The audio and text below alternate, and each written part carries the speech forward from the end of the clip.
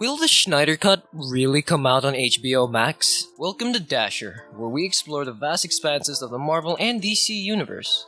In today's video, we're going to be talking about how Zack Snyder's version of the Justice League was a darker, yet better version than what we got in 2017. Yes, we know that this conversation has been around for a pretty long time, and it's kinda coming out on HBO Max now, but recently, the plot of the Snyder Cut has been released and covered by other YouTubers. Some screenshots of deleted scenes were uploaded by the man himself on his Twitter page. This not only fired us up, but pushed us forward to bombard Warner Bros. To release the damn cut! So get ready, Snyder fans, because we are going to be shitting hard on the 2017 release of Justice League.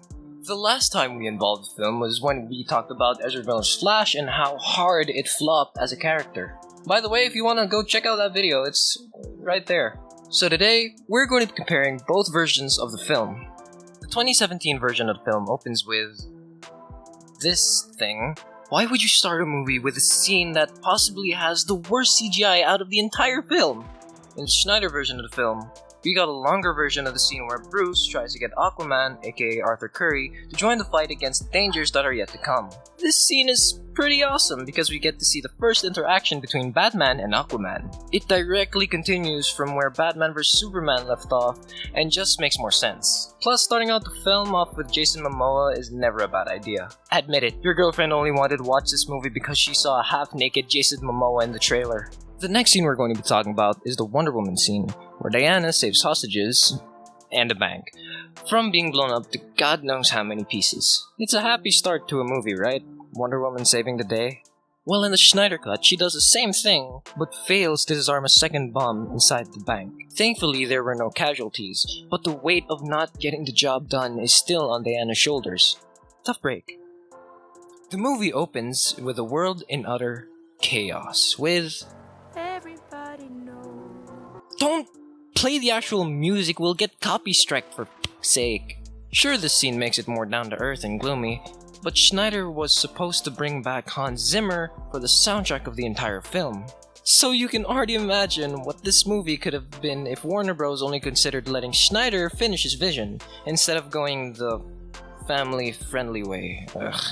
The best thing that came from BVS was without a doubt the soundtrack. The music that Hans Zimmer and Junkie XL created for the film was absolutely incredible. It was really fun, and I urge you to go give it a listen. Just go to YouTube and type in Justice League scenes recorded with Hans Zimmer music, and see for yourself just how much better it actually is. But unfortunately, Warner Bros. Shat their pants in that department as well, so we didn't get the epic music from Hans. Sad. Let's skip to the best parts though. In the Snyder Cut, we were supposed to meet Iris West through a car crash. This is where we would have seen Ezra Miller's Flash, yes, we are going to be talking about him again, runs out of the building he's in, and saves her. Character development, Warner Bros. Take notes. Not only was this a good setup for future Flash films, but it adds to Barry's character, and it makes him an actual character in the movie. God damn! We'd also get to see Cyborg's story on how he became who he is in the movie. Throughout the Snyder Cut, we'd see Cyborg slowly discover and learn his powers. He doesn't master them in one go like in the 2017 version. There's probably a trial and error process which we didn't get to see because the movie was cut down to 2 hours. The Atlantis scene was also longer and much more impactful because Steppenwolf wouldn't come alone.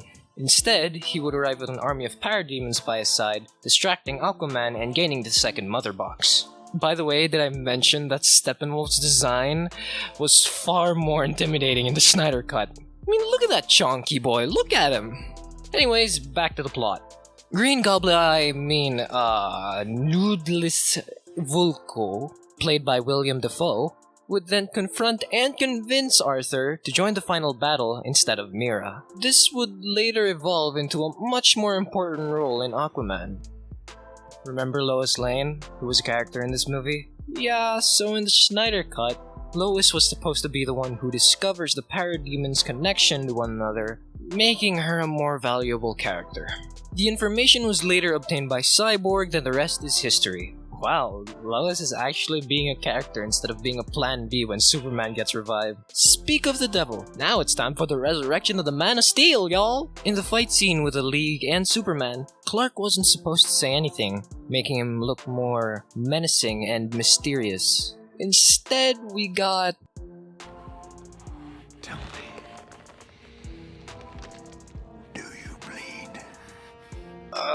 This scene, I swear that scene's gonna haunt me forever. The fight would then later be heard by Lois in the distance, thus leading her to Clark and him coming back to his senses, then whoosh! Later in the Batcave, Alfred was scripted to have an actual sense of humor, making fun of the League's failure. Cyborg would have called him badass and Barry would simply hug him. Why didn't you let this in the final film, Warner Bros? Why? We'd cut to Clark finding his red and blue suit, but also finding his black suit. Ooh, the chills we could have gotten in that scene. But instead of going for the black suit, he settles for the classic red and blue. Dang it, it would have been cool though. Now for the final battle. The scene where the League boards Batman's troop carrier would have taken a much darker theme. When Batman gives out the plan, Hans Zimmer music would start playing, and Arthur would say, "We're all gonna die," instead of "I don't wanna die," making the scene more serious and Snyder-like. The final scene would play out as usual, but with the final shot of the Justice League assembling over a defeated Steppenwolf. After the final battle, the ending would have played out differently, where Barry would have told his dad that he finally got a job as a forensic scientist at a crime lab. We'd also get to see that Barry was also working on the Cosmic Treadmill, foreshadowing at its finest. Arthur would be seen returning to his father, thus setting up for the upcoming Aquaman movie. Bruce and Clark would still have that funny moment at the end of the movie. At the very end of the movie, we'd see Diana going through some ancient catacombs to see the frame of the self-proclaimed god himself, Darkseid. Darkseid was supposed to make a cameo in Battle for Earth, you know, where gods die, Green Lanterns fly, yada yada yada. Speaking of GL, he was supposed to make an appearance in The Cut. He'd appear in Bruce Wayne's room, warning him of the oncoming invasion. Shocker! The Snyder Cut was a two-parter! Well, a multi-parter. Before HBO Max got their hands on the Snyder Cut, Netflix was actually offering to buy it at one point. But Warner Bros., being the greedy-ass film company, refused. The movie could have been so much more and would have made much more money as well. If only Warner Bros. Was actually smart about their decisions. Instead of pushing the film back a bit so that Snyder could recover from the loss of his daughter and finish the vision he had with the DCEU, they immediately replaced him with a director who simply didn't know where to go with the story. And just when you think Warner Bros. Was never gonna release the Snyder Cut, they decide to make a deal with HBO and release it exclusively on HBO Max. Finally, Warner Bros.' greedy ass finally changed its mind. Okay, so I guess we're getting the Snyder Cut on HBO Max now. Looks like I gotta wait for my next paycheck to actually watch the fucking thing. Oh, well, it comes out in 2021 anyway, so I can save up. And that concludes today's video. What are your thoughts? Would you like to see the Snyder Cut? Will HBO Max actually bring it out? Be sure to let us know in the comments below. Thanks for watching.